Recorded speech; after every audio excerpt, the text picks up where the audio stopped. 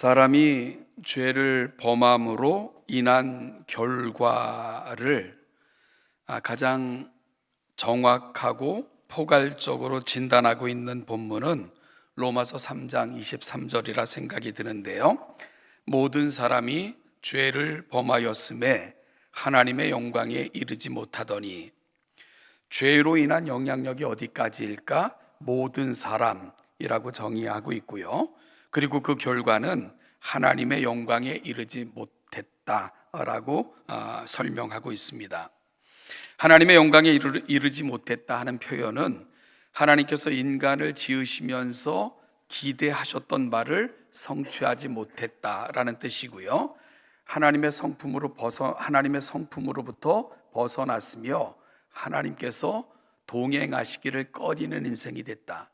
하나님께서 함께 동행하시기를 거절할 수밖에 없는 그런 인생이 됐다. 이것이 바로 하나님의 영광에 이르지 못했다라는 표현이 담고 있는 의미입니다.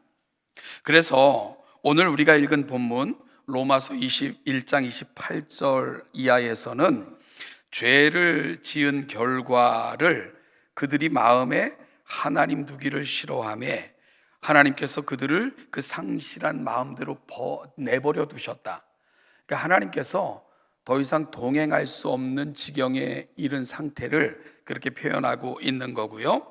그 결과 로마서 1장 28절 이하에서는 하나님 두기를 싫어하는 인생들이 갔던 자리가 어떤 자리인가, 하나님께서 일일이 열거하시고는 결과 사형을 선포하실 수밖에 없는 지경에 이를 수밖에 없었다 하는 것으로 인간의 상태를 진단하고 있는 것이 로마서 1장 28절 이하가 가고 있는 자리입니다.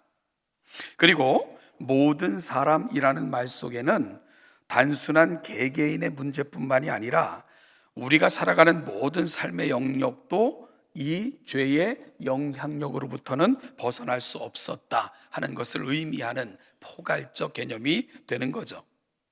여러분, 그렇다면 5월 우리가 주제로 삼고 나누고 있는 주제인 가정 역시 예외일 수가 없는 것입니다.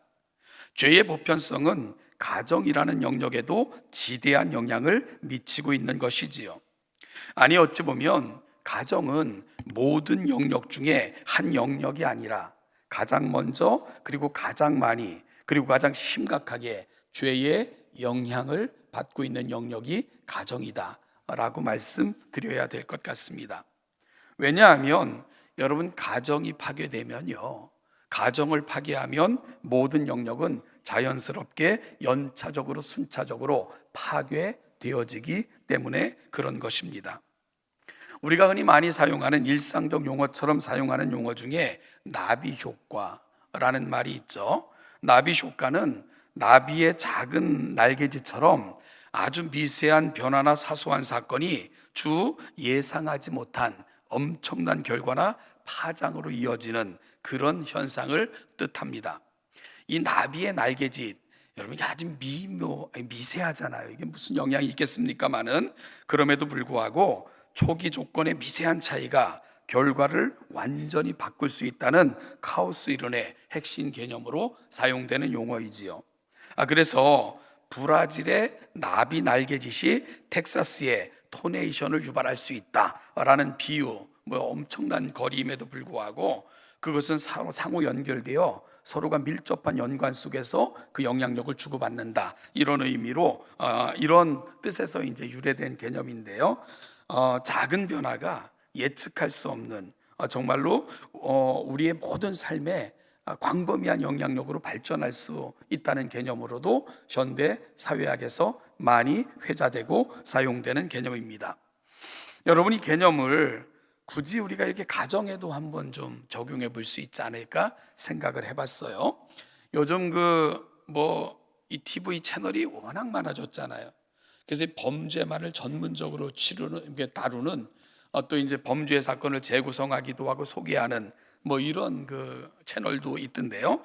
이런 그런 채널에서 다루는, 그리고 또 우리 뉴스나 이런 데서 회자되는 다큐멘터리, 아니면은 범죄를 다룬 영화, 또한 사회적 물의를 일으키는 사건들을 잘 살펴보면 놀랍게도 그 많은 사건들의 기저에는 가정이 있다는 것을 우리가 확인할 수 있어요. 그것도 가정에서 받았던 어릴 적의 상처들, 그 치유되지 않은 채 아물지 않은 채 가라앉아 있었던 것들이 어느 순간 폭발하여 엄청난 문제로 만들어지고 또한 무리를 일으키게 되는 것을 우리가 아주 많이 그리고 자주 대하게 됩니다.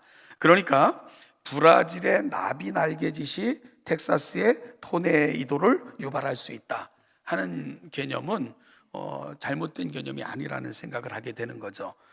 그리고 그 놀랍게도 그 브라질의 날개짓이 사회 전반적 토네이도로 연결될 때는 그 근저가 가정일 경우가 굉장히 많다 하는 면에서 우리는 가정에 대해서 다시 한번 생각해 봐야 되지 않을까 생각이 듭니다. 한 작게만 여겨지는 가정에서의 파장은 걷잡을 수 없는 사회적 파장으로 연결되기도 하는 것이지요. 한때 사회에 아주 심각한 아픔을 주었고 분노케 했고 지금까지도 해결되지 않은 사건 중에 조두순 사건이라는 걸 아마 많이 아실 거예요. 우리는 단지 그 조두순 사건을 괴물 같은 한 사람의 일탈 정도로 이야기할 수 없는 것은 그가 어린 시절부터 폭력, 알코올, 왜곡된 관계 속에서 자라며 죄의 패턴을 배우고 반복해 왔던 것을 우리가 알고 있기 때문에 그렇습니다. 가정에서 다루어지지 않은 죄, 회개되지 않은 죄, 방치된 죄가 결국 한 아이의 인생을 무너뜨린 거고요. 그 아이가 자라서 한 도시를 두려움 속에 살게 했고 지금도 수많은 부모들을 불안에 떨게 만드는 대명사가 되어 있는 겁니다. 그러니까 한 가정에 아주 작은 나비의 날개짓 같았던 그 영향이 지금 사회에 이토록 큰 파장으로 만들어내고 있는 것이지요. 또한 보고서를 살펴볼 것 같으면 지속적으로 학교 폭력을 저지르는 학생들의 상당수가 가정 내 폭력, 무관심, 정서적 결핍을 경험한 사람들인 경우가 대다수다 하는 보고서는 우리 가정에 대해서 다시 한번 경종을 울리게 하는 보고서라는 생각을 하게 됩니다. 여러분, 따라서 한 나라가, 한 사회가 건강하게 성장하려면 결국 그 출발점은 건강한 가정일 수밖에 없는 것이지요. 사회의 각종 문제의 근원은 결국 가정이 무너짐으로 파생되는 거다라고 이야기해도 결코 지나치지 않을 것입니다. 따라서 교회의 이 시대의 가장 큰 사명은 건강한 교회를, 건강한 가정을 세워 나가는 것일 겁니다. 그래서 우리가 건강한 가정을 위해 가르치고 지도하고 격려하고 여러분들이 좋은 가정의 모델처럼 가정마다 함께 연합되어 있어 건강한 가정을 연습하도록 돕는 것, 이것이 바로 건강한 교회가 가야 되는 시대의 사명일 것입니다. 우리 사랑하는 동천교회는 좋은 가정을 가르치고 기도하고 세워주고 함께 좋은 가정들이 연합하여 이 건강한 공동체를 형성해가고 만들어가는 복된 하나님의 교회로 성장해 갈 수 있기를 주님의 이름으로 간절히 축복합니다. 오늘은 기독교 세계관으로 가정을 살피는 두 번째 시간으로요, 죄로 인하여 오염된 세계 속에서 우리 가정은 어떻게 세워져야 될까 하는 부분들을 잠깐 살펴보고자 합니다. 우리가 기독교 세계관의 축을 다루면서 네 개의 축 중에 두 번째 축이 타락이었죠.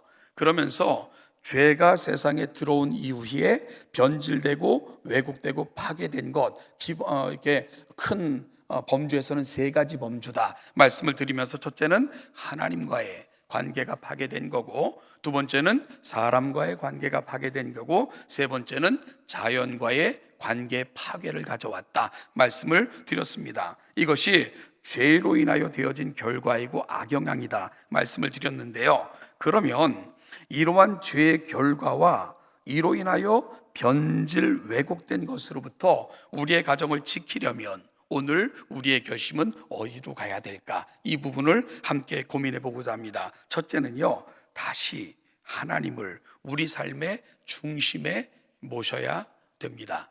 이런 결단이 오늘 이 아침도 저와 여러분 마음속에 다시 되새겨지는 귀한 결단이 될 수 있기를 간절히 소망합니다.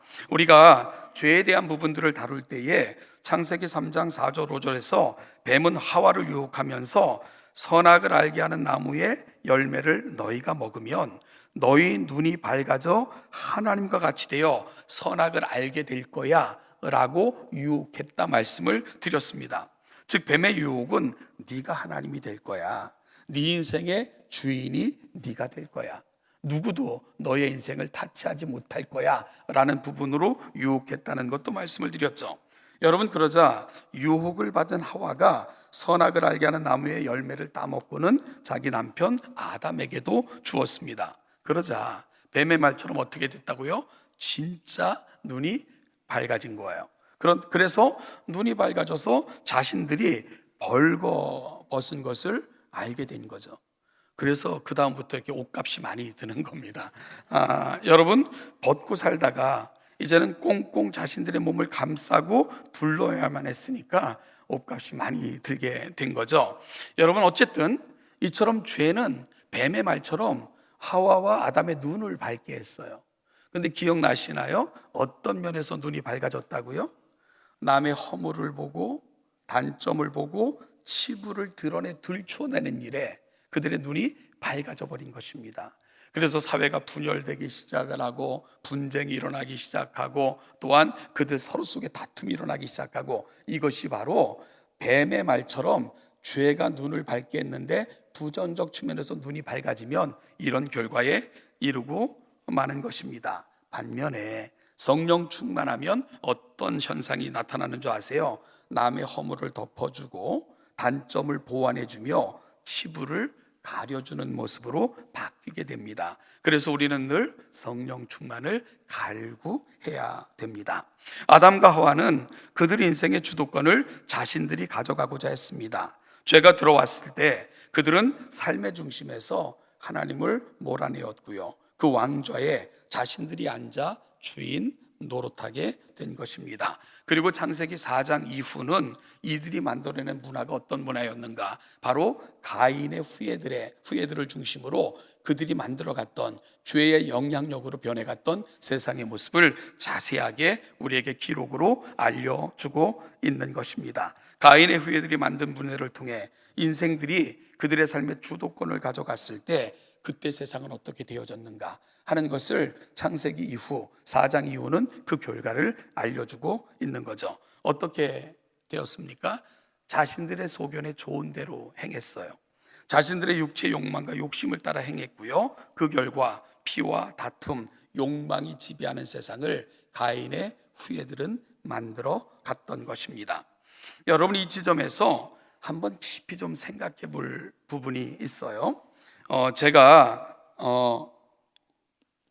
이전에 그 부목사로 섬겼던 교회에서 이 담임 목사님이 이제 안식년이라 제가 이렇게 교회를 전반적으로 이렇게 목회했던 적이 있었는데, 그때 이제 제가 관여했던 또 그 부서 중에 하나가 경로 교실이었어요. 근데 경로 교실을 마치고 이렇게 있는데 1군에 우리 어르신들이 모여 있어서 지나가는데 그 중에 이제 교회 나온 지 얼마 되지 않으신 어르신이 한 분 계셨어요. 근데 그분이 저를 보더니 이렇게 제 손을 딱 잡고, 어이구 젊은 양반이 출세하셨소, 이렇게 큰 교회를 갖고 있으니 이러시는 거예요. 그분은 생각하기에 제가 이제 그 목사님이, 우리 담임 목사님이 안식년이라 제가 주일 설교도 하고 막 이러니까 제가 뭐 담임 목사 같은 뭐 그런 개념도 없으셨겠지만 어쨌든 자주 제가 이렇게 보이고 주관하는 것 같으니까 제가 그 교회 주인인 것처럼 그렇게 생각이 되셨던 것 같습니다. 그래서 막 웃으면서 제가 교회 주인은 목사가 아니고 예수님이십니다, 뭐 그 개념도 잘 이해 못하셨겠지만, 그리고 지나쳤는데 그분 생각을 들으면서 그 얘기를 들으면서 이런 생각이 들어. 와, 많은 사람들이 교회 주인이 목사라고 생각을 하나 보구나 뭐 이런 생각도 해봤습니다. 그래서 그 목사의 자녀와 집사의 자녀가 싸우다가 너무 화나니까 그 목사의 자녀가 집사 자녀한테 그랬대잖아요. 너 우리 교회 나오지 마 그런 얘기도 있는 걸 보면 참 왜곡된 가치관이 형성돼 있구나. 그래서 이렇게 생각을 해봤어요. 그때 제가 그 생각을 해봤던 것 같아요. 내가 교회의 주인이면 어떨까? 그 생각 너무 끔찍했습니다. 너무 정말인지 악몽이었어요. 왜냐하면 제가 제 자신을 가장 잘 알잖아요. 제 젊은 날을 돌아보면 얼마나 부끄럽고, 그리고 젊은 날을 돌아보면 지금도 낯이 뜨거운 순간들이 있는데, 이런 내가 교회 주인이면 이건 정말 악몽이었습니다. 그래서 고백을 하게 된 거예요. 하나님, 제가 교회의 주인이 아니고, 사람이 교회의 주인이 아니고 우리 주님께서 교회의 주인인 것 너무 감사합니다. 우리 주님께서 교회의 주인이시니 너무너무 감사합니다라는 고백을 올려드릴 수밖에 없었던 거죠. 여러분, 이런 생각은 그래서 참 많이 저한테 영향을 줬던 것 같은데, 가정에까지 미쳤던 것 같아요. 내가 가정의 주인이라면 여러분, 이건 축복이 아니라 저주였습니다. 이건 소망이 아니고 악몽이라는 생각이 들었어요. 그래서 기도했습니다. 하나님, 제가 제 가정의 주인이 아닌 것에 감사합니다. 주님께서 저희 가정의 주인이 되시고 말없는 손님처럼 늘 내재하시고 우리 인생을 보호하시고 지켜주시는 선한 목자가 되어주시니 너무너무 감사합니다. 우리 주님이 우리 가정의 주인인 것이 가장 큰 복입니다 라는 고백을 올려드릴 수밖에 없었죠. 여러분, 한번 생각해 보시죠. 목사 혹은 장로가 교회의 주인이면 좋겠습니까? 예수님께서 교회의 머리가 되시고 주인이시면 좋겠습니까? 저 삐지지 않으니까 제대로 대답하셔도 됩니다. 그렇지 않습니까? 그죠? 여러분의 가정이 여러분들이 주인이면 소망스럽겠어요? 우리 주님께서 여러분 가정의 주인이 되어주시면 그것이 더 소망스럽겠습니까? 사랑하는 여러분, 우리가 알잖아요. 얼마나 변덕스럽고 얼마나 자주 넘어지고 얼마나 쉽게 우리가 벗어나는 존재들인 걸 알잖아요. 주님이 우리 가정에, 우리 인생의 주인이 되어 주실 때 그곳에 진정한 소망이 있을 줄로 분명히 믿습니다. 여러분, 그래서 오늘 로마서 1장 28절, 죄는 하나님을 우리 삶의 중심에서 밀어냈고요, 그리고 하나님은 더 이상 우리와 동행하실 수 없는 지경까지 우리가 이르게 된 것입니다. 오늘 우리의 현실, 우리 장로님의 오늘 기도에서 고백하셨는데, 가장 중요한 것은 우리의 죄를 보는 거잖아요. 우리의 본질을 제대로 알아볼 수 있는 거고, 나의 실존을 하나님 앞에 세워보는 것입니다. 과연 우리 가정에는, 내 인생에는 하나님을 밀어내고 있는가? 하나님이 우리 삶의 중심에, 우리 가정의 중심에 정말 주님이 주인처럼 우리 인생 가운데는 그렇게 역사하고 계신가? 다시 돌아보는 가운데 주님을 우리 삶의, 우리 가정의 중심에 다시 모시는 귀한 결단이 있는 복된 이 아침 되시기를 주님의 이름으로 축복합니다. 두 번째는, 죄로 인하여 우리 가정이 심각한 영향력을 받지 않으려면 두 번째는 우리 가정이 성령님으로 충만해야 됩니다. 사람은 영적인 존재로 지으심을 받았습니다. 이것은 다른 생명체, 즉 동물과 다른 점이 바로 거기에 있는 거죠. 일반적으로 동물들은 본성에, 본능에 충실하고요, 이 본능이 채워지면 대체적으로 만족합니다. 그러나 사람은 그렇지 않습니다. 마치 수가성 여인처럼 이 남자 저 남자 품을 전전하며 삶의 갈증을 해결받기 원했지만 더한 갈증만 몰려들 뿐이었습니다. 주님께서는 이 여인의 갈증의 본질이 뭔가를 이해하셨던 거예요. 그래서 그의 인생 가운데 다가가셔서 그를 만나 주셨을 때 세상의 온갖 것을 구해도 해결되지 않았던 그 갈증이 주님과의 만남을 통해 해결받을 수 있었던 것입니다. 여러분, 결국 우리의 갈증을 체험받을 수 있는 것, 해결받을 수 있는 것은 세상의 것이 아니라 주님이 주시는 것으로만 우리의 갈증이 해결될 수 있는 거예요. 왜 그런 줄 아십니까? 우리가 그런 존재로 지으심을 받았기 때문에 그런 거예요. 그것이 세상의 생명체와 인간의 존엄성, 바로 다른 이유가 거기에 있는 것입니다. 따라서 인생의 진정한 갈증을 해결받기 원하시면 영적으로 충만해져야 합니다. 바로 성령님으로 충만할 때 위로부터 내리는 진정한 위로가 우리의 갈증을 해결해 주시게 되는 겁니다. 여러분, 바다에는 물이 가득하지만 목이 마르다고 바닷물을 퍼서 마시면 더한 갈증으로 결국은 죽음에도 이를 수 있다는 것을 알고 있지 않습니까? 세상이 주는 물은 바닷물과 같은 것입니다. 마시면 마실수록 갈증을 더 유발하게 되고요, 또 다른 결핍을 만들어내게 돼요. 그래서 돈에 대한 결핍이 있는 사람이 돈을 얻으면 돈이 주어지면 명예까지 얻고 싶어 하고요. 명예까지 주어지면 그 다음엔 권력을 얻길 원하는 거예요.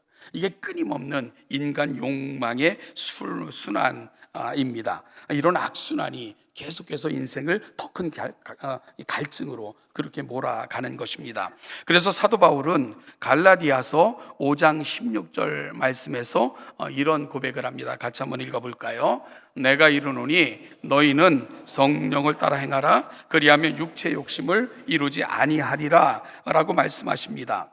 여러분, 결국 성령으로 충만하지 못하면 육체 욕심으로 가득 채워지게 되고 욕심의 노예가 되어 현저한 육신의 일들을 행하게 되고 나타나게 될 거다. 이것이 바로 가인의 후예들이 분명하게 보여준 창세기의 패턴이기도 합니다. 그렇다면 현저한 육체의 일이 뭘까요? 우리가 죄에 사로잡혀 죄를 섬기고 죄가 지배하면 육체는 이러한 현저한 일을 만들어내게 되는데요. 갈라디아서 5장 19절로 21절 말씀도 같이 읽겠습니다.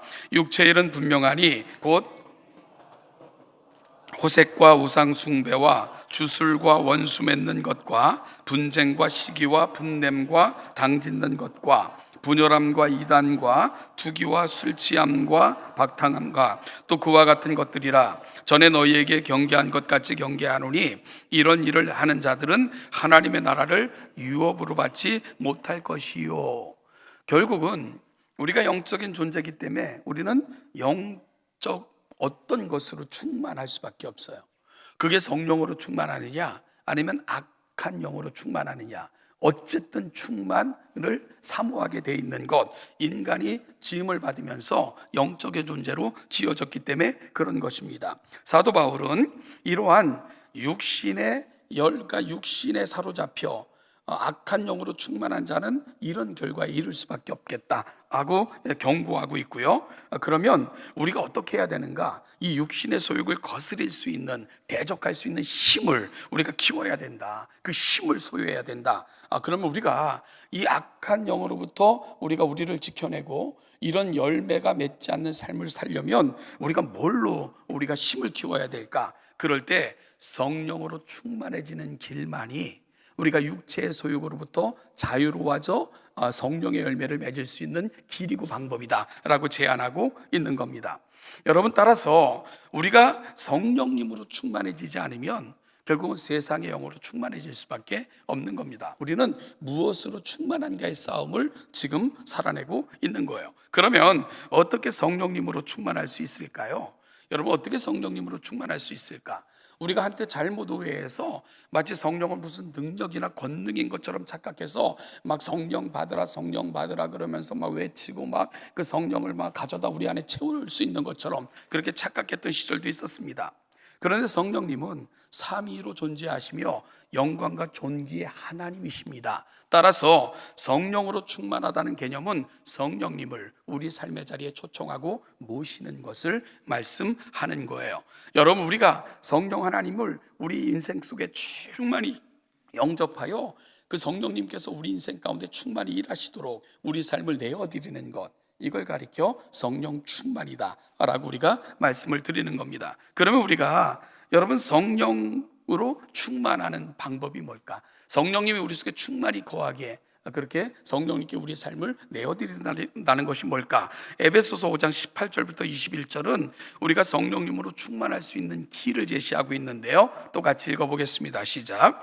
술 취하지 말라. 이는 방탕한 것이니 오직 성령으로 충만함을 받으라. 시와 찬미와 서로 화답하며 너희의 마음으로 주께 노래하며 찬송하며 범사에 우리 주 예수 그리스도의 이름으로 항상 아버지 하나님께 감사하며 그리스도를 경외함으로 피차 복종하라. 아멘. 술 취한다, 이건 세상의 것들로 충만한 것을 말하는 거예요. 그렇게 하지 말고 이건 방탕한 것이다. 어떻게 하라? 그 대신 성령으로 충만하라. 이렇게 권면을 하고 있는 거죠. 여기서 우리가 자주 확인하지만 성령으로 충만함을 받으라 라고 말씀하시는 이 구절을 잠깐 분석해 보면 현재형으로 되어 있어요.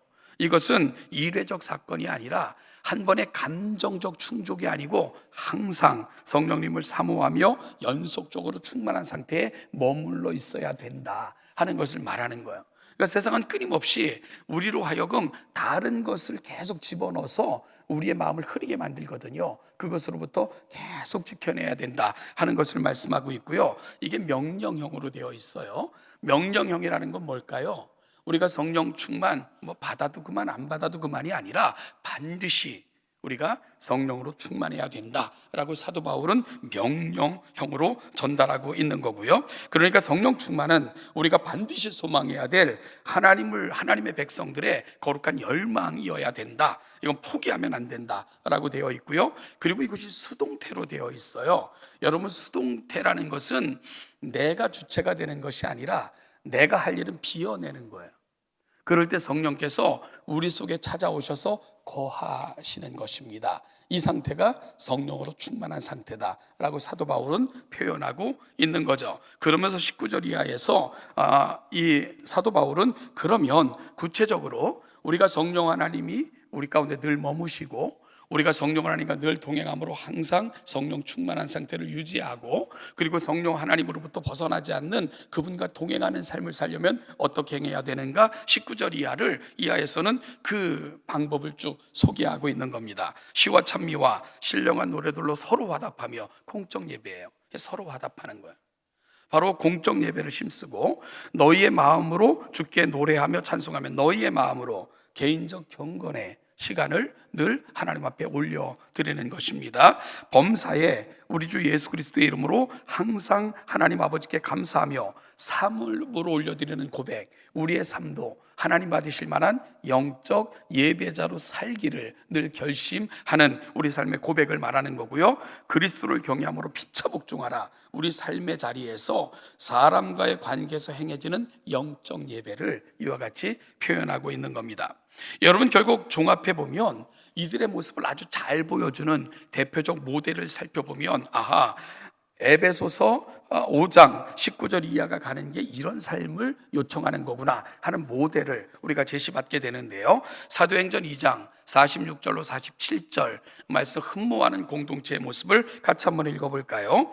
날마다 마음을 같이하여 성전에 모이기를 힘쓰고 집에서 떡을 떼며 기쁨과 순전한 마음으로 음식을 먹고 하나님을 찬미하며 또 온 백성에게 칭송을 받으니 주께서 구원받는 사람을 날마다 더하게 하시니라. 초대교회 공동체는 마음을 같이하여 성전에 모여 예배하기를 힘썼던 공동체고요. 집에서 떡을 떼며, 집에서는 경건이 연습되어지고 또한 누군가를 초청하여 이 경건에 함께 코이노니아, 아름다운 은혜가 공유되어졌던 그런 공동체가 초대교회 공동체였습니다. 그리고 그들은 이렇게 말씀을 듣고 나누어졌던 것이 삶의 자리에서 우리가 영적으로 하나님 앞에 올려드리는 예배가 되기를 간절히 소망했죠. 그래서 그들이 살아가는 삶의 자리에서는 온 백성에게 칭송을 받는 이런 삶을 살게 된 거예요. 그 결과 주께서 구원받는 사람을 날마다 더하게 놀라운 공동체로 그들을 사용하신 것입니다. 사랑하는 여러분, 따라서 우리 가정이 다시 초대교회 전통을 흠모하며 사모하며 돌아가기로 애써야 됩니다.